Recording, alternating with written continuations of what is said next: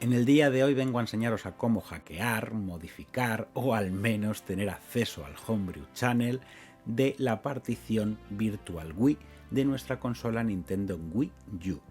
No obstante, para la realización de este proceso es requisito indispensable que la consola de Nintendo Wii U esté anteriormente modificada, independientemente de si es tiramisú, hachi, mocha, lo que sea, ¿de acuerdo? Tiene que tener un custom firmware. Así pues, el primer paso que debéis de realizar será la descarga de los archivos que encontraréis en el comentario fijado. En esta ocasión es un paquete llamado HackVWii de Virtual Wii, en el cual vais a encontrar una aplicación. Esta aplicación tendrá que ser ejecutada en el Homebrew Channel de la consola Nintendo Wii U. Una vez hayáis descargado el paquete de HackVWii, tendremos que introducir la tarjeta SD en nuestro ordenador y en ella tendréis que tener los archivos de vuestro custom firmware, ya sea hachi, mocha, tiramisú, etc.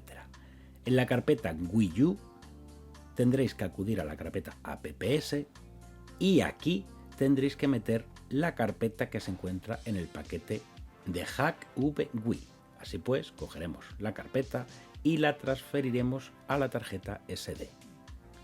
Una vez finalizada la transferencia, simplemente introduciremos la tarjeta SD en nuestra consola y acudiremos al Homebrew Channel para ejecutar esta aplicación. Una vez en la consola y habiendo introducido la tarjeta SD con los archivos necesarios y habiendo activado el custom firmware, esto es muy importante, se tiene que activar el custom firmware, ya sea mediante hachi, mocha o tiramisú, tendremos que acudir al Homebrew Launcher.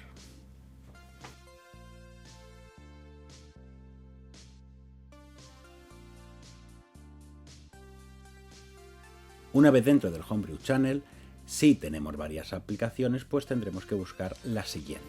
En esta ocasión es de homebrewchannel.elf. Lo seleccionaremos y le daremos a Load. En este nuevo menú simplemente le daremos al botón A y esperaremos a que se instale el Homebrew Channel dentro de nuestra partición de Virtual Wii. Una vez finalizado, simplemente le daremos al botón de Home y volveremos al menú de Wii U. De nuevo en el menú de Wii U tendremos que acudir a la opción de menú Wii normal. Suena un poco tonto, pero es así. Vas a acceder al menú de Wii. Este menú se utiliza para ejecutar programas de Wii. Aceptamos. Nos dice que tenemos que configurar un mando. Cuando nos diga elige dónde quieres que se muestren las imágenes, podemos utilizar el televisor o tanto el televisor como el gamepad. En mi caso, para el tema de la grabación, voy a utilizar únicamente el televisor. Así pues, le voy a dar a la opción de únicamente el televisor. De acuerdo, chicos, ya en nuestro televisor aparecerá la partición de Wii. Así pues, le voy a dar al botón A. Y estaremos dentro del Home de la Wii. Como podéis comprobar, ya tenemos acceso al Homebrew Channel que habíamos instalado.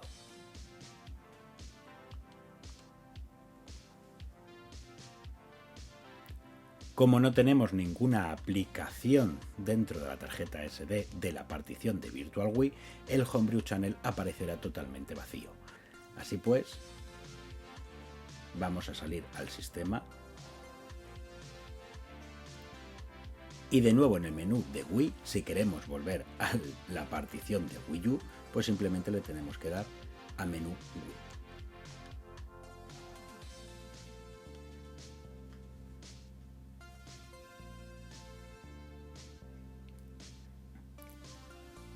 Y con estos sencillos pasos de descargamos los archivos, los metemos en la tarjeta SD y ejecutamos el archivo dentro del Homebrew Channel, tendremos el Homebrew Channel también en la partición de Virtual Wii. Ya estaría todo, chicos, ¿con esto ya hemos terminado? No, todavía no. Nos faltará la instalación del preloader y la instalación de los CIOs de Virtual Wii. No obstante, esto ya será para un futuro vídeo. Y por mi parte nada más, chicos, ya sabéis que cualquier duda, sugerencia o un buen te amo Quelonio siempre podéis dejármelo en los comentarios y por supuesto que siempre vais a tener el servicio técnico de la WIDE a vuestra disposición.